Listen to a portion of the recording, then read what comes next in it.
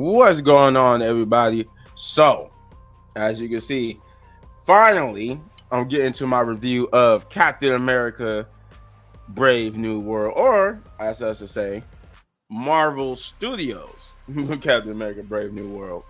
Um, Now going into this, how can I put this? I was doing my research, right? So one of the comic books I read for Say Beer, I did read Captain America Sam Wilson, uh, all new, all I think it's called all new. What is that? All new, all different Marvel.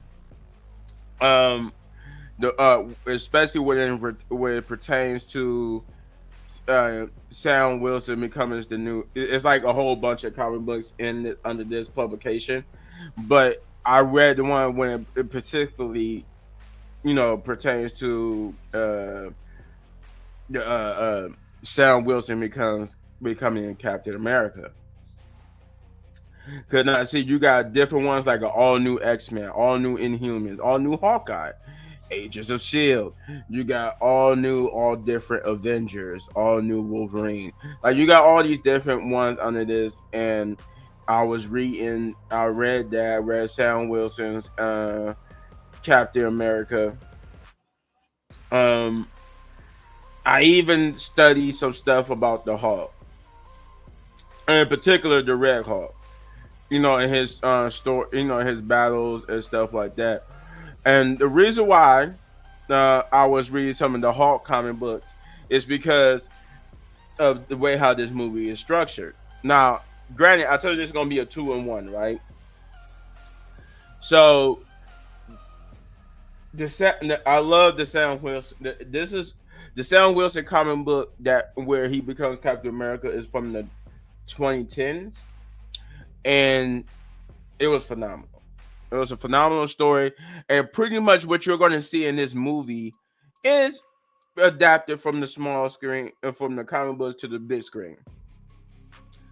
Now, one thing in all my research, going back to Falcon and the Winter Soldier show, I didn't know that Carly Morgenthau was a gender swap of Carl Morgenthau, and that group being called Flag Smashers. I didn't pick up on that. So what I'm getting at is that the Flag Smasher is actually a Marvel comic book character. He's a supervillain, and his name is Carl Morgenthau, and he's usually a enemy of Captain America, particularly Sam Wilson's Captain America.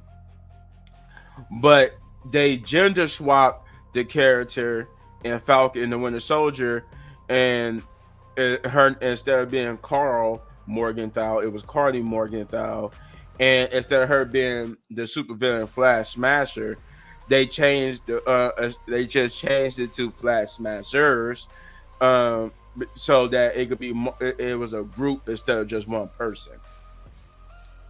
I also found out that there was a different version of Falcon and the Winter Soldier, with it being that it was supposed to be dealing with corruption of the government, like it was kind of in here, but it had to do with like a virus and stuff, like where I guess because the people being gone, half the people being gone for, or half the Earth being gone for 5 years, there was like a virus, a pandemic, but they got the vaccine and stuff for it. But because the Avengers brought everybody back, or the other half that was gone back, they wasn't vaccinated, so therefore it was like, oh god, it was supposed to be this whole subplot about Sam and Bucky trying to figure out how to stop the government and get this virus and the corruption, and it really was going to set the tone for why Sam was more,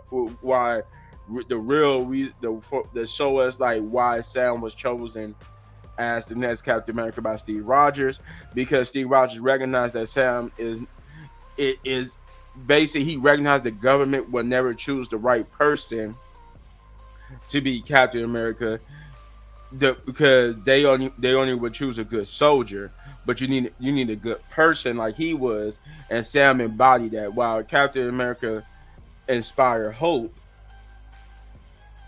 Sam could give them something to aspire to be. And I actually that's a line taken from Captain America, Brave New World. Someone a cameo appearance tells him that that's the difference between him and Steve.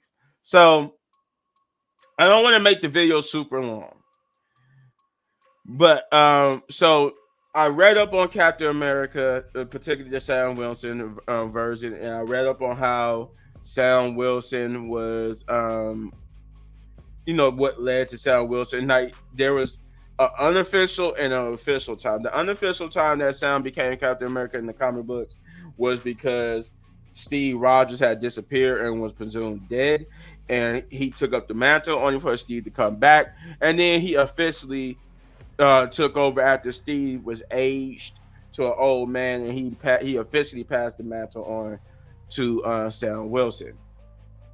So, and then I read about Joaquin Torres, who becomes the second Falcon after Sam becomes the Captain America. That storyline plays into this. It's not one comic book that you could read. Like, it's a multitude of comic books that they take storylines from and interject into this movie. So it's like that's why it was hard for me to do a review. I was going back and forth on how to do this video, because to do this video, I would have to do like a super long video, because it's like almost 10 comic books that they take stuff from. So I'm gonna give you a generalized version of the comic books I read. So that's the Sam Wilson and Joaquin Torres. I also read comic books about the Hulk and the Red Hulk, particularly the storylines that involve the leader, and how in the comic books the leader is also responsible for Thaddeus Ross, Harrison Ford. I can't get my finger on. Oh yeah, right here. Harrison Ford becoming him, Red Hulk. He's responsible for that in the comic books and in some cartoon media. So yeah, so there's a lot of ties into this. There's a lot of tie-ins to this. But yeah, so that brings me to finally the review portion of the movie. So Captain America, the Brave New World, had gone through a multitude of reshoots and cuts, and yeah, you could notice it. But if like for me, I noticed the cuts, but it didn't really matter to me, because I was enjoying the movie. Was so fascinated with it that I was having a good time. I didn't really care that I could tell that it was obvious cuts to where some stuff felt disjointed a little bit. Like I could admit that, yes, there were cuts you could tell the reshoots, because you could tell that it was messed up, especially the post credit scene. The post credit scene, there's one. There's only one post credit scene, and that's like it's not a mid credit one where they'll go through the credits a little bit and then stop at the credit scene. No, it's only a post credit scene, and you have to wait until the end to after all the credits go by. And it does set up Avengers Doomsday. I had some hair in my mouth. It set up Avengers Doomsday and Secret Wars. It does do that. But I mention this because the CGI is a little wonky here. You can tell this was a part of the reshoots and stuff like that. But I will say, when it comes to, okay, I've been hearing people say, "Oh, they had wonky CGI." Yeah, it was only towards the end, and it was as actually, from what I seen, it wasn't even with the Hulk. It wasn't with the Hulk itself. It was more so with Sam and the environment, and both the post credit scene and a little bit not. And it's not even enough for me to take a point, because it's only for a couple of seconds. So it's not. It's like, you know what? At that point, I was already so enamored with it that I didn't really care that it was there, because it's only there for a for a couple of seconds slash minutes. But the story here finds Sam a couple of months in. I want to say this takes place I think it says it takes place 2 years after Falcon and the Winter Soldier. As yeah, this takes place 2 years after Falcon and Winter Soldier, with Sam, um, you know, coming to terms with President Thaddeus Ross. We are shown that once when the movie actually starts, we're actually a couple of months in, like 5 months into his term as president. So he just became president of the United States. And thus, as you've seen in the trailers and in the pressers, we get the whole Thaddeus Ross wants to. We get this whole international thing where Sam has to help Ross do something. Then he gets invited to the White House to be told about he wants to rebuild the Avengers. But that's when things get turned to the worst, as you saw in the trailers. Isaiah shoots at him and stuff like that. But Isaiah, he, as you saw in the trailers, Sam wants to investigate what's happening because he could tell that Isaiah didn't do it, or he didn't mean to do it. Something happened. I can say that the reason why I'm saying that because Byron, you're spoiling it, or LilBigMan, you're spoiling it. I'm not spoiling anything because this is stuff that's been released, and you have heard or seen this, that there's some type of brainwashing stuff going on. Sam wants to investigate, and pretty much this was put him at odds. That's with Ross. That's where you get the whole "you're not Steve Rogers" and stuff like that, because they disagree on how to handle the situation. So from there, that's where we get the grounded Winter Soldier vibe of the spy espionage thing, where they try to piece together what happened, why this has happened, why this happened. Now, part of the disjointedness is adding the Serpent Society to it, but it felt like Esposito's character. I call him Esposito because that's the only part of his name I can pronounce correctly. He plays Sidewinder. Sidewinder, the leader of the Serpent Society. Now, for what I remember, that's what Seth Rollins, the WWE wrestler Seth Rollins, he was supposed to be a member of the Serpent Society. We were supposed to have a couple of men. We were supposed to have Diamondback. We were supposed to have the Seth Rollins character who he was playing. I can't remember who his character was, but he was supposed to be playing another comic book character of the Serpent Society. And the Serpent Society is a Captain America Sam Wilson's villain. He mostly deals with the Serpent Society. I think Steve Rogers dealt with them a little bit, but most of their time, their duration, they're going up against Sam Wilson's Captain America. Joaquin Torres, at this point, as you can see right here, he has taken up the mantle of Falcon, as we saw in Falcon and the Winter Soldier. He is now partners with Sam. Then we're introduced to this lovely lady right here. She's Bat. Give me a minute. It was Bat something. Ruth Bat Saroff. She's supposed to be the Israeli. She was supposed to be the Israeli superhero, I think. I can't remember who. Sabra, the alter ego of Ruth Bat Safaroff. Yeah, I think that's who she was supposed to be. She does have. I think she's a mutant. Yeah, I think she's a mutant.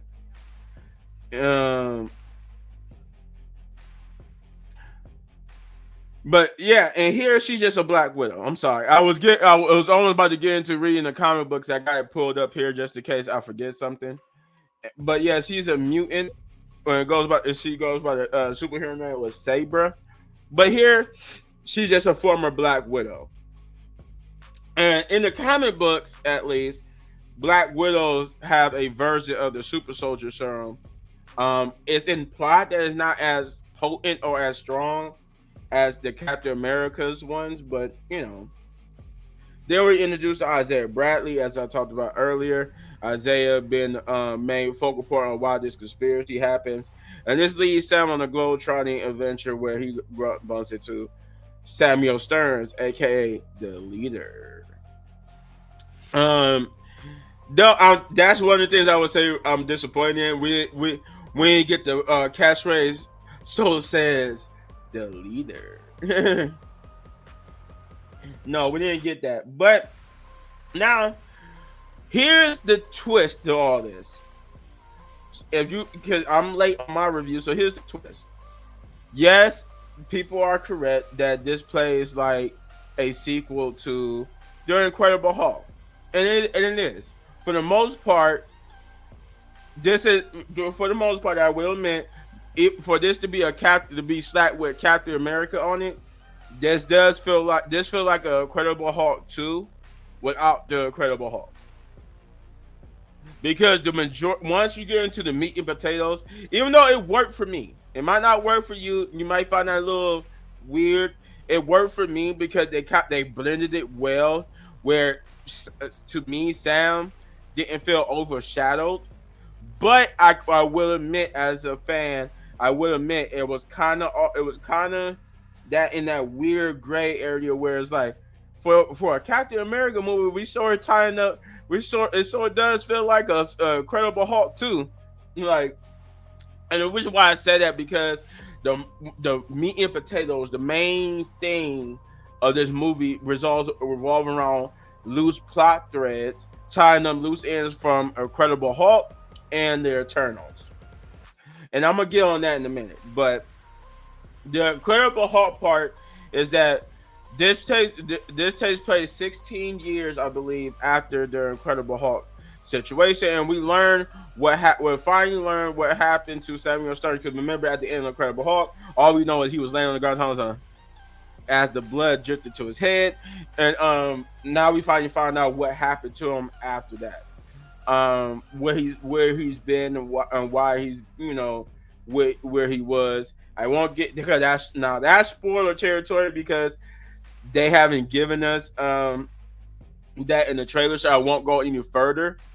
I'm not what I just said. What I just said was not spoiler, but they don't. I don't want to get too into it because I might say something to spoil. But just know that's kind of one of the plot threads that they tie up is what happened to Samuel Stearns since the Incredible Hulk. What ties do he have to Thaddeus Ross and and his family? And we do learn that in this movie that we learned what that was. We get callbacks to the Incredible Hulk, the Mr. Blue. You'll understand what I mean by Mr. Blue. That if you remember in the Incredible Hulk, that's what I think that's what Samuel Stearns went by, and that was like his little code name for when he was talking to Bruce on the computer was Mr. Blue. And that is we get a little callback to that, or we get a bit callback to that because it's like a recurring theme in the movie. But yeah, so we learn that Thaddeus Ross has some secrets, and his secrets ties back to the movie. Betty, for her part, this is one of the points where you would feel like, oh yeah, this is kind of disjointed because she's mentioned a lot in the movie. And we've seen scenes where it looked like we were supposed to see her more in the movie, but that was partly because of the cuts. But yeah, Betty's part is all over the place. She's mentioned so much in the movie that I felt like she was supposed to be part of it, but it is what it is. So now T-Mutt, the Celestial from Eternals.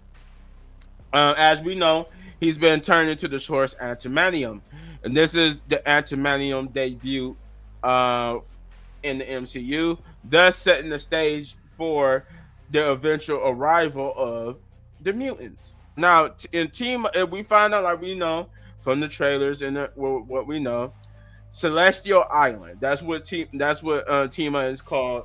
He's called Celestial Island, and the island is just basically his body, his part, of his head and a hand that's sticking up out of the Indian Ocean. Um, the Tima is basically there as a MacGuffin, not MacGuffin, but I guess as a plot point to wrap up the Eternals. So basically, we get like a line in the movie about how the different threats and stuff that's coming to this world that they're gonna face, especially the fact that they not the world and now the whole world knows because after Eternals we got no acknowledgement of this big old celestial sticking out the ocean. We're finding do in this movie, and we get the acknowledgement that the whole world knows about it now. We know that the whole world knows, and that the world kind of is sort of freaking out about that, but now it's not necessarily them freaking out about this big old thing sticking about in the Indian Ocean. More so the source of antimonium, and that is they found out that's even stronger than vibranium. Um, so with that, that's where Samuel Stern's used as a plot point to try to stir the pot between nations and all this type of stuff. And then that's what we lead into this global spy espionage plot, blah blah blah. It was a good movie. It was a good time. I recommend if you're a fan of Captain America, you're a fan of Marvel, I would go see it. The things I did, one of the things I didn't like is like I said, we didn't get the so says the leader thing. We didn't get that. We don't get him even acknowledging himself as the leader.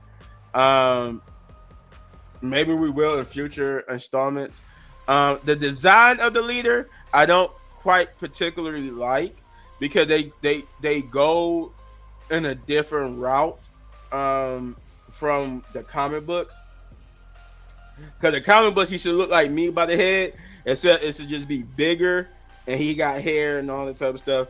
When you see the movie, you're gonna see how they chose to design him, and I don't particularly like that. And he wasn't green enough for me. Okay, he's supposed to be like super green, like even like a darker green than the Hulk. But I mean, for the most part, he was, in terms of thought and power, he was the leader. It was just his design kind of took me off. I think, yeah, that's all I could say was, I think that was just it. It was just the design of the leader, and the fact that we didn't get the line. Oh, and the line part just me being nitpicky, but the real thing was just his design and the wonky CGI towards the end. But for the most part, the CGI and everything, and the acting and everything was good. So I could say the CGI was a good thing and a bad thing, because it was good for the most of the movie, and then the bad part about it was just that little moments at the end and the post credit scene. But for the most part, the CGI was good, the acting was good, the story was good. It was quick to the point. Now I know people are gonna say, "Oh, what about Red Hulk? How do you feel that he was only in the movie for a couple of minutes, and which is basically blah blah blah?" I knew that. If you watch the trailers, you watch my reaction, that didn't bother me at all, because this was not a Hulk movie. It's not supposed to be a Hulk movie. This is supposed to be a Captain America movie.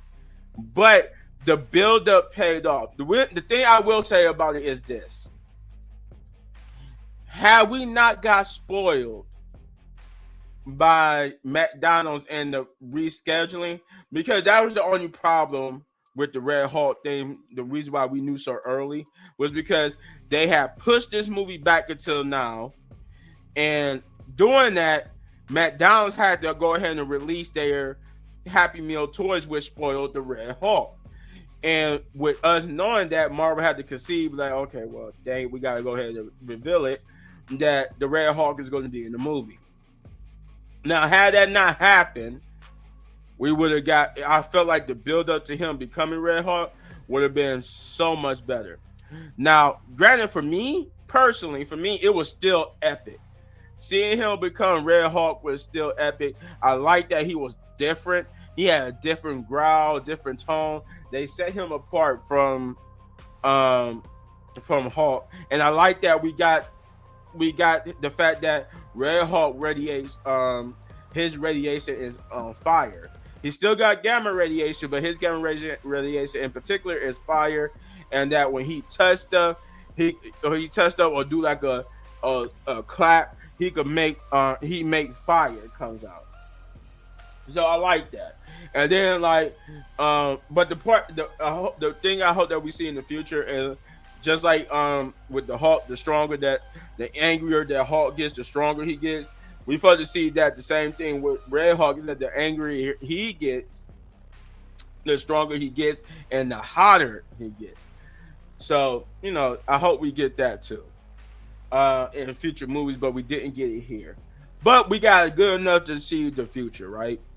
I hope this is not the last time we see Red Hawk. Hope we get more in depth with him. But how I feel about the fact that he was only in what the last couple of minutes of the movie, um, it was cool. It was alright. That didn't bother me at all.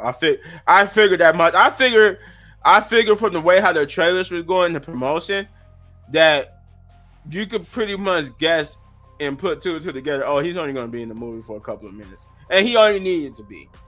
So shut up, quit crying about it. That's perfect. He only needed to be in the movie for that long. But the downside is it kind of felt weird too after that because it was built like a Hulk movie, a sequel to the Hulk, and I guess the fact that that's a spoiler. Yeah, the fact that Bruce, I was gonna say not say it, but many spoiler, Bruce don't show up. Bruce is not in the movie, and it felt like he needed to be in the movie. That just felt like a missed opportunity, considering that we had all these pieces together. But hey, we do need a director's cut. I will say that before I end, I'll give you my verdict. We will need a director's cut because I want to see what the original version, when it was called New World Order. I wanted to see what the original version was before all the cuts. But otherwise, this was a solid, good movie. I recommend it. Like I said before, one post credit scene, no mid credit, just a post that showed Avengers, Doomsday, and Secret Wars. I would give this movie a solid 8 out of 10. 8 out of 10 because it wasn't a lot for me. It wasn't a lot bad with it, and I enjoyed it. It was definitely, it wasn't for me. It wasn't mid, or it wasn't even a 6 or a 7. It was 8. Now it would have been a 7.5 have how they did, like maybe like I said, I took a point away for the leaders look and the wonky CGI at the end. But maybe if they would have done like another thing, it would have been a 7.5. But that was the only thing I could find wrong with it, was the wonky CGI and the leaders look. Other than that, everything else worked for me. We even got the setup for the Thunderbolts in this movie, by the way. I forgot to mention that. But yeah, solid 8 out of 10. You let me know though in the comments down below what you thought. If you enjoy my long ass video review of Captain America: Brave New World, you know what to do. You hit this button right here for more of my movie reviews. And if you enjoy the video so much you want to support the channel, all you gotta do is hit that like, subscribe, share, hit that notification button, do all those great things, because when you do, I reach 10,000 subscribers, and when I get there, it's a reward for one lucky tribe member. And as always, hit one of these videos for more of my amazing content. But don't go anywhere because I got that review for SmackDown, that live stream coming up later on today. So, peace.